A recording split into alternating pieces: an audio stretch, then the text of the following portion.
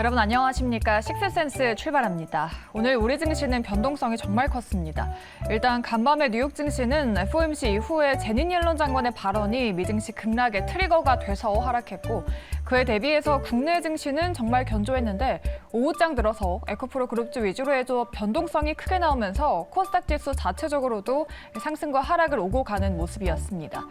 오늘 코스닥은 2차 전지와 로봇주로 쏠리면서 다른 종목들은 좀 소외가 되는 분위기였죠. 이런 상황에서 어떤 종목을 좀 눈여겨봐야 되면 좋을지, 오늘 시장을 어떻게 바라봐야 될지 오늘은 두 분과 분석해 보도록 하겠습니다. 헤르메스 스탁 하창원 본부장, 김시은 팀장과 이야기 나눠보도록 하죠. 두 분 안녕하십니까? 네, 안녕하세요. 네, 오늘도 빠르게 냉철하게 시장 분석 들어보도록 할 텐데요. 주제 먼저 만나보시죠. 네, 시장 긴급 진단 해봐야겠죠. 수급 상황과 함께 2차 전지, 또 그 안에서 정말 강했던 리튬 관련주 분석해보고요. 그리고 마지막은 수소 이슈도 들여다보도록 하겠습니다. 장막판에 변동성이 정말 심했습니다. 일단 많은 분들이 불안해하셨을 것 같은데요. 저는 HTS가 잘못됐나 싶었는데 항생지수나 미국 선물 같은 경우에는 우상향을 지켰거든요. 이게 악재가 나와서 시장이 밀린 게 아니라 단지 에코프로 2차 전지 쪽의 수급 때문이죠. 그렇다고 보기는 봐야 될 것 같아요. 일단은 2차 전지 쪽 에코프로나 에코프로비엠 오늘 엄청나게 올라갔었는데 네. 거기서 특히나 좀 강력한 이 거래량이 순식간에 터졌거든요. 근데 규모 자체가 1,000억대 이상으로 터졌고, 그 다음에 이제 이쪽 에코프로나 에코프로비엠 자체가 조금의 이런 외국인의 단기적인 수급 이탈이 빠르게 나타났는데, 네. 그러한 기조가 나타나면서 지수가 이제 아무래도 빠르게 눌리다 보니까 거기에 따른 좀 시스템 매매까지 같이 좀 변동이 돼서 그 전 종목이 거의 동시다발적으로 빠졌거든요. 네. 그래서 VI 걸린 종목군들도 많고 상승폭을 대거 조금 떨어지니까 이게 동시다발적으로 지수 빠지고 종목들 빠지니까 또 개인들의 매도까지 같이 좀 이어졌거든요. 그래서 그런 것들이 장 막판에 영향을 좀 크게 준 것이 아닌가라고 보고 있는 상황이고요. 앞서 말씀 주신 것처럼 오늘 환율도 만약에 뭔가 이제 시스템적인 리스크로 유발이 된 거였다면 환율도 사실 이렇게까지 빠질 이유가 없고요. 그다음에 어쨌든 거래소와 이제 코스닥 시장을 봤을 때 결국에는 이 양매수로 끝나긴 했거든요. 네. 근데 이제 지수 차트로 해서 2시 59분부터 수급이 단기적으로 크게 이탈이 나왔는데 그 부분들이 한 15분 정도 이제 워낙 주가가 많이 빠지다 보니까 다시 좀 담아가면서 마감이 됐습니다. 그래서 이러한 부분들이 연속성이 좀 이어지는지 여부는 좀 체크를 해보실 필요가 있을 것 같고요. 이번에 이렇게 좀 급등락이 단기적으로 나왔기 때문에 2차 전지나 이런 부분에서 좀 물음표가 나올 수가 있는 상황입니다. 그래서 조금 있다가 이제 시간에서의 좀 거래량들을 조금 체크를 해보실 필요는 있을 것 같아서 오늘은 꼭 이 4시 이후에 이 장중 시간에 등락 종목군들을 반드시 좀 체크하시면서 좀 투자 전략을 한번 세워보실 필요는 있지 않을까 정리드리겠습니다. 네. 우리 시청자분들께서도 우리 데니님께서는 외국인이 2차 전지 공매도 손실을 조금이라도 만회하기 위한 포지션 전환이냐. 일단 그런데 에코프로비엠 보니까 주가가 좀 떨어지자마자 프로그램 매수세가 좀 강하게 들어왔는데 이게 개인을 따돌리는 거 아니냐 그런 말들도 하시던데 이러한 수급 변동성을 좀 어떻게 봐야 될까요? 제가 확인을 해보니까 코스닥 쪽에서 3시 이전까지는 외국인들의 매도세가 나왔다가 좀 급락이 크게 나오고 나서부터 다시 한번 외국인들의 그쵸. 매수세가 다시 네. 들어왔습니다. 일단 수급적인 측면으로 봤을 때 저점에서 잡으면서 다시 한번 끌어올렸다. 그러니까 주가의 바닥 좀 많이 밀렸다가 다시 한번 좀 끌어올린 부분이 있다 보니까 아직까지 투자 심리는 조금 살아있고 추세 같은 경우에도 아직까지 이탈되지 않았다 보니까 물론 오늘 같은 경우에는 거의 전쟁이 난 것처럼 급락세를 나타냈다 보니까 깜짝 놀랐어요. 많은 투자자분들께서 불안하실 것으로 알고 있습니다. 그런데 아직까지는 물론 4시 이후에 확인을 해볼 필요는 있지만 아직까지는 코스닥 시장을 주도를 했던 로봇 섹터라든지 아니면 2차 전지 섹터 같은 경우에는 일봉도 그렇고 아직까지 추세적으로 이탈되지 않았고요. 거기다 태경 BK라든지 에코프로 HN 같은 경우 일단 굉장히 견조한 종목군들이 있습니다. 물론 대장이라고 할 수 있는 에코프로 같은 경우에 출렁임이 굉장히 강하게 나왔지만 그럼에도 불구하고 거기에서도 견조하게 버티고 있는 종목군들이 있다 보니까 그렇게까지 2차 전지가 망했다가 아니라 아직까지는 계속 생각해 볼 수 있는, 계속해서 관심 있게 볼 수 있는 정도다라고 보시면 좋을 것 같고요. 거기다 그렇게 된다면 오늘 같은 사건이 일어났다 보니까 그중에서도 섹터 내에서도 옥석 가리기는 계속 더 심하게 나올 것으로 전망하고 있습니다. 지금 같은 경우도 보면은 테마가 올라가고 섹터가 올라갔을 때 한 섹터가 올라가게 되면 동시다발적으로 관련주라고 할 수 있는 종목군들이 다 함께 올라갔다면 이제는 거기서부터 더 꼼꼼하게 살펴봐야 할 필요가 있겠다는 말씀 드리겠고요. 지금 같은 경우는 일단 관련 산업을 영위하고 있는데 관련 산업에 대해서 실적이 나오지 않는다던가 혹은 공장을 보유를 하지 않는데 앞으로 이런 사업을 할 수 있다라는 이런 종목군들보다는 실제로 그 기업이 그 사업을 영위하는지 여부 한번 확인해 보시는 게 좋지 않을까라는 말씀 드려보도록 하겠습니다. 네, 4시 이후에 수급 상황이 어땠는지는 자세하게 그때쯤 살펴봐야 될 것 같고요.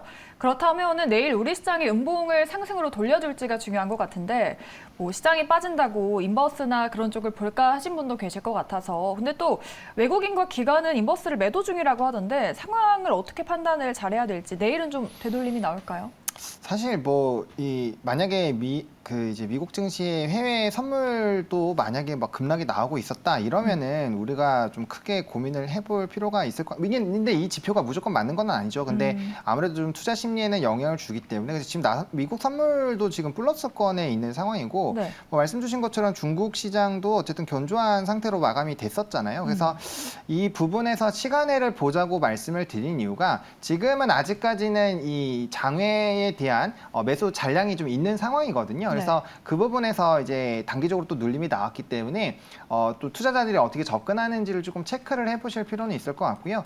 물론 지금 상황에서 2차 전지가 바로 엄청나게 무너진다 이런 관점을 보시기보다는 지금까지 좀 대세적인 상승이 나왔었던 상황이기 때문에 우리가 또 익절 타이밍을 한 번 정도씩은 고민을 해볼 필요는 있지 않을까라고 보고 있거든요. 매번 나올 때마다 2차 전지나 로봇 섹터 좀 좋게 말씀을 드렸는데 한 번 정도는 또 약간의 그 시간이 필요할 수도 있거든요. 그리고 종목 섹터 내에서의 순환매가 돌고 있다는 거는 그만큼 그 안에서 섹터 안에서 투자자들이 보는 시각 자체가 바뀌는 것이라고 볼 수도 있기 때문에 그럼 단순히 수급 쏠림이 나올 거고 그러면은 빠른 또 이런 시장의 자금을 따라가기 위해서 기존의 수익성이 빠르게 났었던 종목군들은 익절을 하면서 또 순환매로 돌 수가 있거든요. 그래서 그런 장이 나오게 되면 사실 전체적인 상승력에는 크게 도움이 되지는 않습니다. 그래서 그런 것들을 좀 확인해 보자는 차원도 있기 때문에 일단은 좀 장외까지는 흐름을 살펴보실 필요가 있겠다라고 정리를 드릴게요. 네, 시장 계속해서 좀 눈여겨보셔야겠고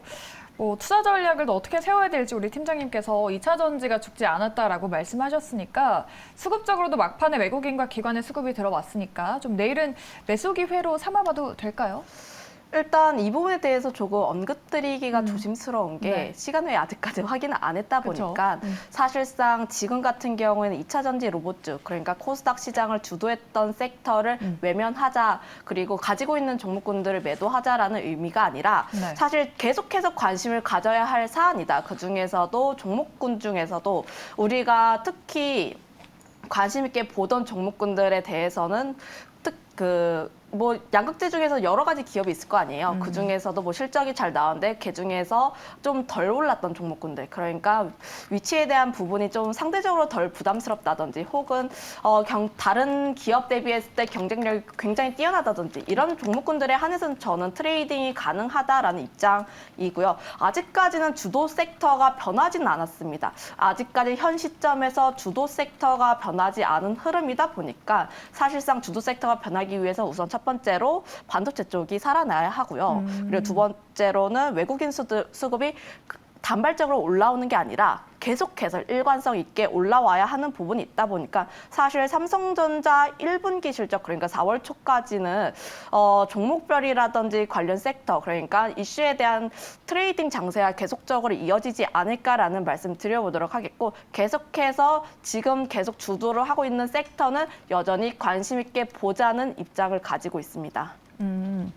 이차 전지를 여전히 주도 섹터로 보고 계시는데 우리 시청자분들께서도 뭐 혜경님께서는 반도체는 지금 괜찮다라고 말씀을 하시고 우리 재선님은 이제는 새로운 섹터를 찾아야 할 때가 아닌가라고 또 질문을 해주고 계시는데 본부장님은 이제 좀 수급 이동이 일어날 거라고 보시는지 앞으로의 주도 섹터를 여전히 이차 전지로 바라봐야 될까요?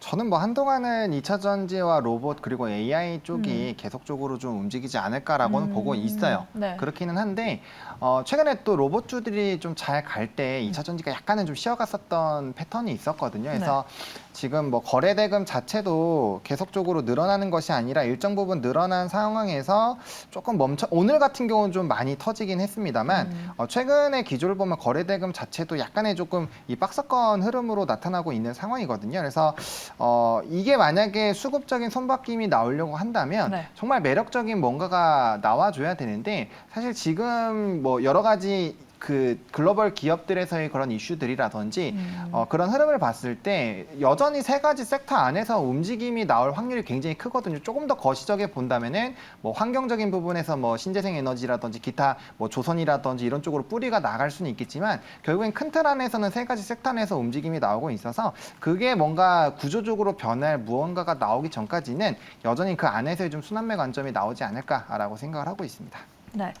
여전히 뭐 두 분 다 2차 전지주랑 로봇 쪽이 시장 안에서 강하고 순환매성 수급도 그 안에서만 이루어지고 있기 때문에 당분간은 그쪽으로 좀 주도주가 이어지지 않을까라는 말씀을 해주셨습니다. 이렇게 시장 점검을 전체적으로 해봤고요.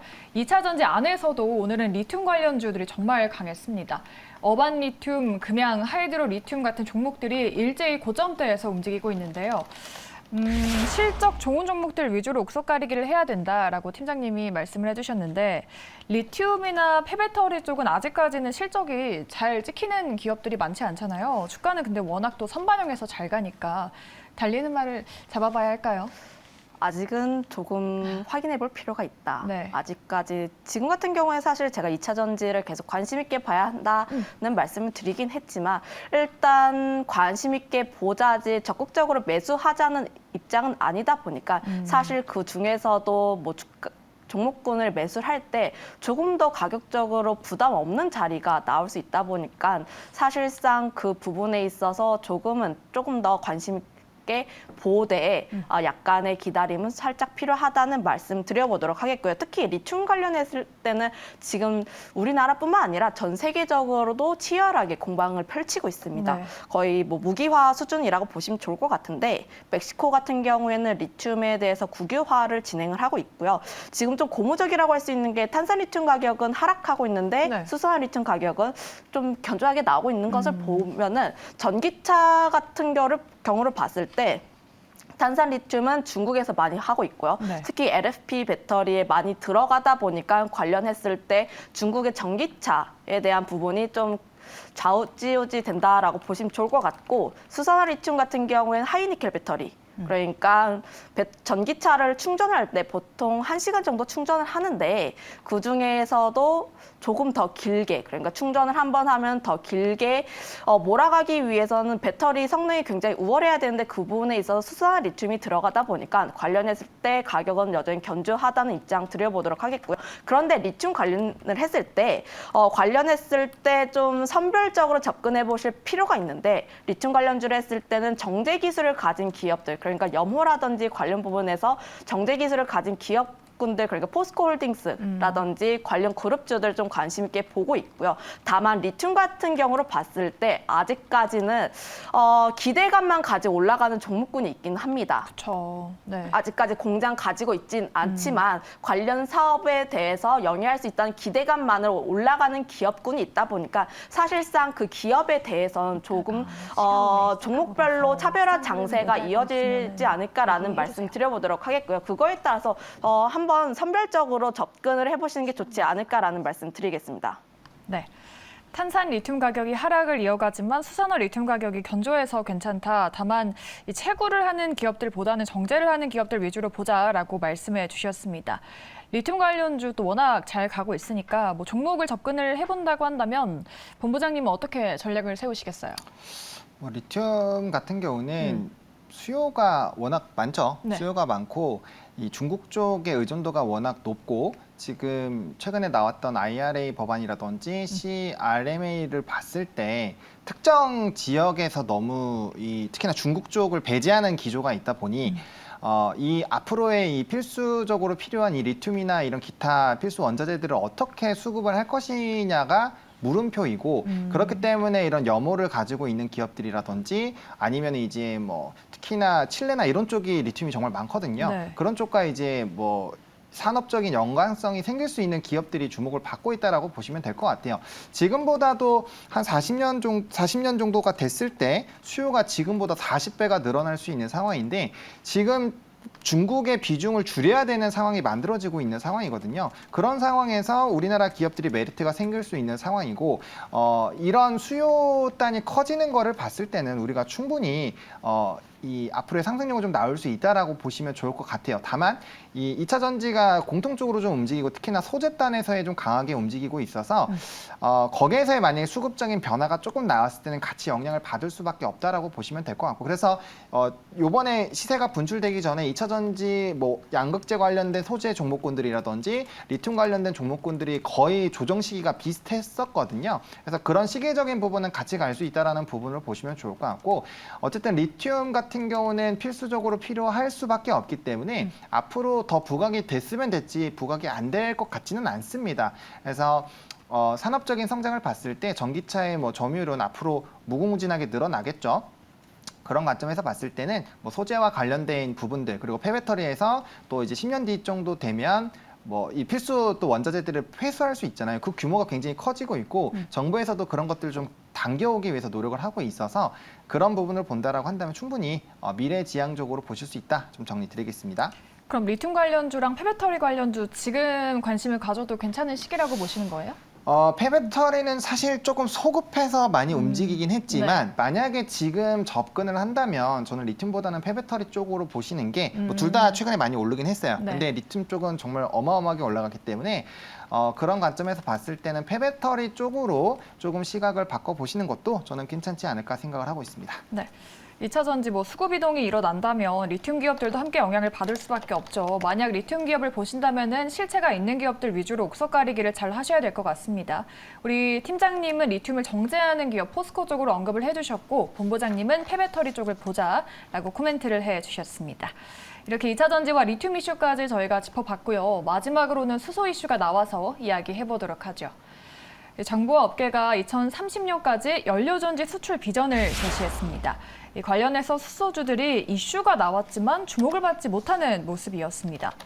이 K칩스법에도 수소차가 포함이 돼 있던데 이런 이슈들이 정부 지원에도 종목들의 주가가 약한 이유는 뭘까요? 이 질문으로 대답을 하고 싶은데 네.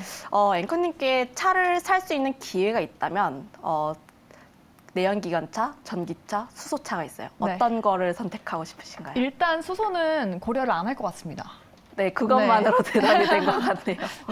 네, 일단 네. 뭐 많은 개인 투자자분들도 그렇게 고 저도 그렇겠지만 네. 자동차를 구매를 할 때 보통은 내연기관차와 전기차 두 개 맞아요. 중에서 고민을 많이 하시고요. 일단 수소차를 고르시는 경우는 제 주변 분들께는 없다 보니까 사실 그 이유가 가장 큰 게 전기차 같은 경우에도 아직까지 인프라가 많다고 할 수가 없습니다. 네. 그런데 수소 충전소 같은 경우에도 거의 없습니다. 전기 충전소보다 거의 없다시피 하다 보니까 지금 뭐 주변 얘기로는 수소 충전소가 여의도 쪽에 있다 뭐 이런 얘기가 있긴 한데 그 부분에 있어 수소차 같은 경우는 사실상 뭐 다양한 지원을 받긴 합니다만 일단 투자자분들 그러니까 개인 내수 소비자분들 같은 경우에도 사실 선뜻 나가지 않다 보니까 관련했을 때 이 부분을 한번 조금 고민해 보실 시점이 아닌가 싶고요. 특히 수소 같은 경우도 봤을 때 사실 신재생 에너지, 물론 신재생 에너지 했을 때 굉장히 장기적인 관점으로 굉장히 긍정적입니다. 저는 뭐 친환경이라든지 관련했을 때 앞으로의 트렌드 자체가 친환경 쪽으로 계속 이어질 것으로 보고 있는데 물론 주요국 같은 우리나라도 그렇고 미국도 그렇고 유럽도 그렇고 굉장히 다양한 주요국들이 신재생 에너지에 투자를 많이 하고 있어요. 그런데 그 비율을 좀 따져보게 됐을 때 수소와 마찬가지로 투자를 하고 있는 게 태양광이라든지 해상풍력이 있습니다. 그러면 신재생 에너지 섹터에서 투자를 할 때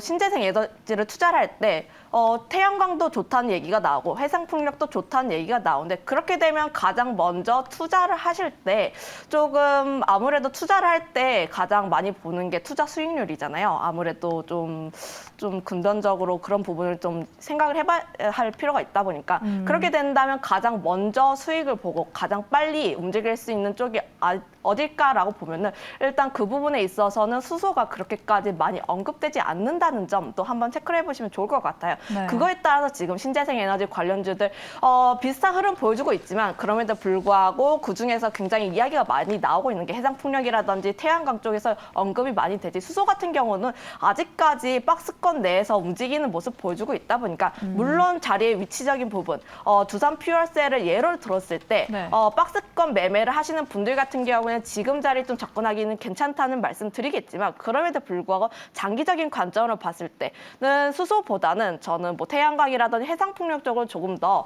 우선적으로 보시는 게 좋지 않을까라는 말씀 드리겠습니다. 네. 수소 충전소가 정말 없어서 여의도에 있다는 소문까지 나왔습니다. 뭐 내연기관 다음에 전기 그다음 수소일 것 같은데 뭐 정말 장기적으로 보면 좋을 거는 다들 알죠. 그럼 뭐 언제쯤 정말 상용화가 될지가 관건인 것 같은데 뭐 수소는 아직인가 이런 생각도 드네요. 그렇죠.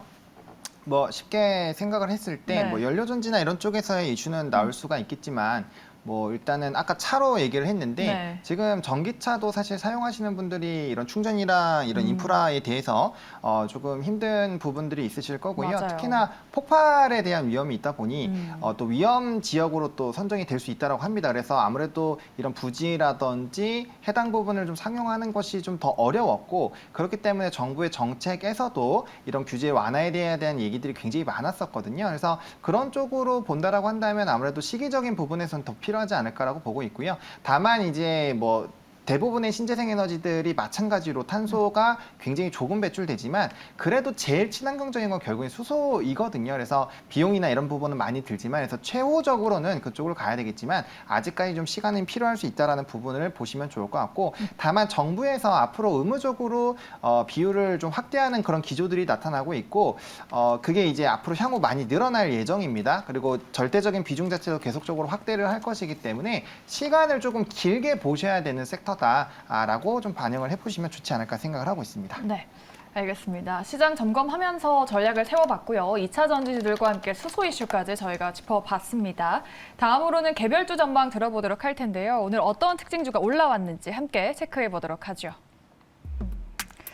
네, 오늘 TCC 스틸과 위니아 그리고 로봇주인 뉴로메카 내일장 주가 어떻게 흘러갈지 들어보도록 하겠습니다.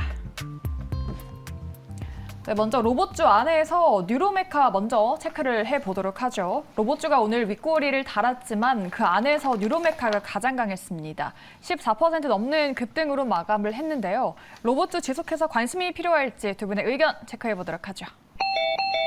네, 뉴로메카는 갈렸습니다. 일단 노부터 들어볼게요. 많이 오르긴 했지만 가는 게 자꾸 가니까 눈길이 좀 갈 수밖에 없는데 노를 주신 이유는 뭘까요? 네, 다들 아시겠지만 제가 3월 15일에 뉴로메카를 말씀을 드렸었거든요. 네, 로봇주 얘기할 때 말씀하셨죠. 네, 말씀을 드렸고 뭐 수익 엄청나게 많이 났어요. 그리고 대주주 지분 인수가 아직 끝나지 않았기 때문에 추가적인 상승력은 충분히 나올 수 있다라고 봅니다. 근데 지금 충분히 후발로 따라갈 수 있는 기업들이 많이 있는 상황이거든요. 그래서 로봇 섹터 자체를 부정적으로 보는 거는 전혀 아니고요. 해당 종목도 물론 더 추가적인 상승력이 나올 거라고 기대는 하고 있지만 신규로 진입을 하셨을 때는 아마 심장이 많이 떨리시지 않을까 싶거든요. 그쵸. 그래서 뭐 이제 추가적으로 바닥권에서 올라오는 종목군들이 충분히 있는 상황이어서 뭐 그쪽으로 좀 대체 투자를 해보시면 어떨까라는 관점이고요. 또 최근에 이런 지분 투자에 대한 추가적인 지라시가 돌고 있어요. 소문, 루머가 돌고 있는데 이게 전거래일부터 사실 이슈가 나왔고요.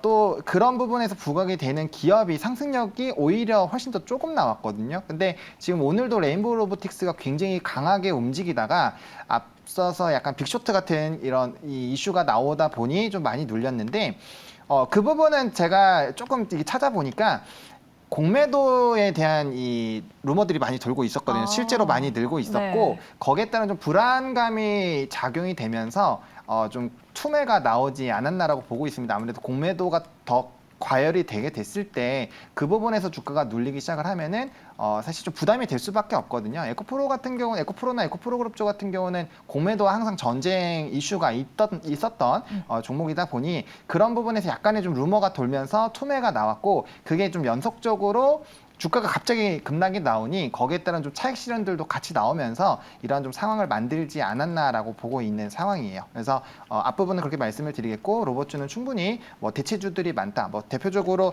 저는 RS 오토메이션이라는 종목도 좀 굉장히 좋게 보고 있거든요. 해당 종목이 지금 이제 감속기가 주목을 받고 있는 거는 2차 전지 양극재 부분이라고 보시면 좋을 것 같고 이 RS 오토메이션이라는 종목 같은 경우는 이 여러 가지 부품들을 합쳐가지고 하나로 만들어서 이제 제공을 하는 이런 그 기술력을 가지고 있는 업체인데요.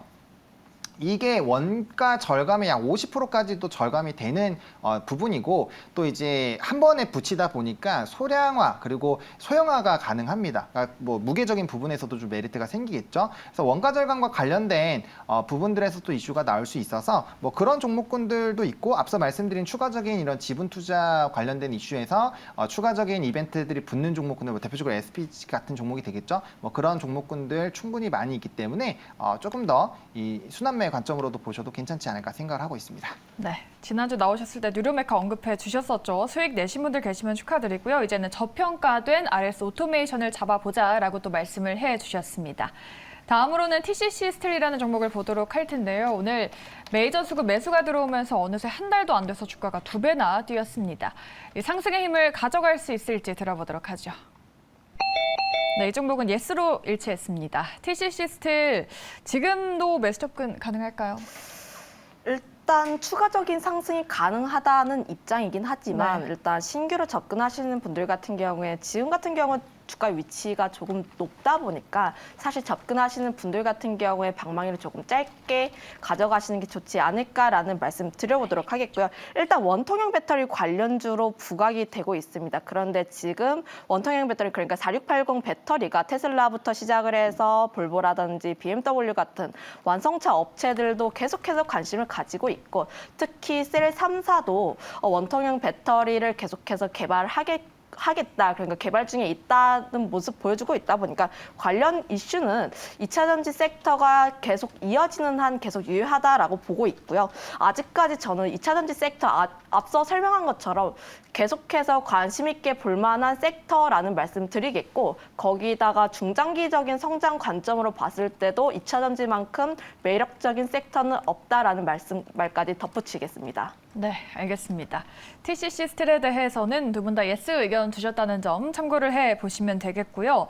저희가 앞서서 시장을 다루면서 시간 외 수급도 잘 체크해 보셔야 된다라고 말씀을 드렸는데 지금 뭐 수급을 보니까 오히려 개인 매도로 잡히는 것 같고 뭐 에코프로 그룹주도 그냥 뭐 고점에서 루머가 돌고 나서 좀 추가적으로 투매가 나온 것 같은데요. 네. 뭐 지금 현재 상황에서 뭐 예를 들면 태경 BK 이제 응급제죠. 요번에 그 투매가 나왔을 때도 견조하게 상한가를 유지했었던 종목 같은 경우도 뭐 시간의 잔량 그래도 꽤 많이 유지가 되고 있는 상황이고 뭐 에코프로라든지 이런 종목군들도 지금 시간에서 소폭이지만 상승이 나오고 있거든요. 물론 끝까지 좀 체크는 해보셔야 될 것 같긴 하지만 시간의 종목군들 대부분에서의 뭐 2차 전지 움직임도 나오고 있고 크게 막 엄청난 변동성이 지금 생기지는 않고 있는 상황이어서 일단은 앞서 말씀드린 그런 공매도에 따른 약간의 이런 루머성에 따른 공포 매도들이 좀 나온 것이 영향을 준 것이 아닌가라고 일단은 좀 해석을 해보도록 하겠습니다. 네. 뭐 차익 실현에 더불어서 개인분들의 공포성 손절 물량까지 좀 순식간에 확산되면서 투매가 커진 게 아닌가 생각이 들고 있습니다. 이제 내일 금요일장이잖아요, 팀장님. 오늘 이렇게 낙폭이 컸었는데 내일장 어떻게 우리가 대비를 해봐야 될지 국내 증시 검은 금요일을 기록을 할까요? 어떻게 보십니까? 그렇지는 않을 것 같아요. 아무래도 저는 그래도 지금 미국 증시를 보면은 미니 나스닥, 미니 S&P 물론 이 부분에 있어서 좀 상승 모습 보여주고 있는데 물론 확실하진 않습니다. 그냥 참고 지표이긴 하지만 그럼에도 불구하고 그렇게까지 해외 시장이 무너지지 않았다 보니까 오늘 같은 경우는 국내 개별 악재로 인한 것이고 그리고 막판에 다시 한번 끌어올려주는 모습 보여주고 있다 보니까 그렇게까지 큰 물량에 대해서는 매도 물량에 대해서는 그렇게까지 걱정하진 않으셔도 된다는 점 한번 좀 생각을 해보시면 좋을 것 같아요. 네. 그렇다면은 오늘은 그냥 투매성 물량으로 단순 출렁임이었는지 본부장님도 내일장 시장에 대해서는 상방 의견으로 좀 보십니까? 좀 봐야 될 것 같아요. 저는 조금 보수적으로 말씀을 드리고 싶은 게 일단은 미국장도 조금 지켜봐야 될 것 같고요. 일단 네. 옐런 회장이 새벽 4시에 좀 말했던 그런 얘기들이 금일 시장에 좀 반영이 이미 됐고 거기에 따라서 좀 우리나라 장에서의 좀 긍정적인 부분이 나왔지만 이 지금 해석 부분이 명확하게 해결되지 않으면 아무래도 약간은 관망하고 싶어지는 심리가 강해질 수 있거든요. 그러면 단기적으로 매수세가 소폭은 약화가 될 수 있고 거기서 만약에 일정한 차익 매물들이 나오게 된다고 한다면 또 이제 주말이다 보니 또 어떠한 이슈가 생길지 우리는 예상할 수 없는 상황이거든요. 그래서 항상 좀 보수적으로 대응을 하는 장이 또 금요일이다 보니 약간은 시각 자체를 보수적으로 좀 보시는 게 좋지 않을까라고 보고 있고요. 만약에 10시 이후에도 뭐 견조한 흐름들이 좀 유지가 된다고 한다면 그때 조금 그때부터 약간의 매매라든지 그런 관심도를 좀 더 확대를 시키는 게 맞지 않을까라고 정리를 드리겠습니다. 네. 오늘장 변동성이 정말 컸던 만큼 두 분과 함께 시장에 대한 꼼꼼한 분석 들어봤고요. 오늘 밤 미국 증시 추이도 지켜보면서 대비를 해봐야 될 것 같습니다. 두 분과 많은 이야기 나눠봤고요. 여기서 보내드리도록 하죠. 헤르메스 스탁의 하창원 본부장, 김시은 팀장과 함께했습니다. 오늘 말씀 고맙습니다. 네, 감사합니다.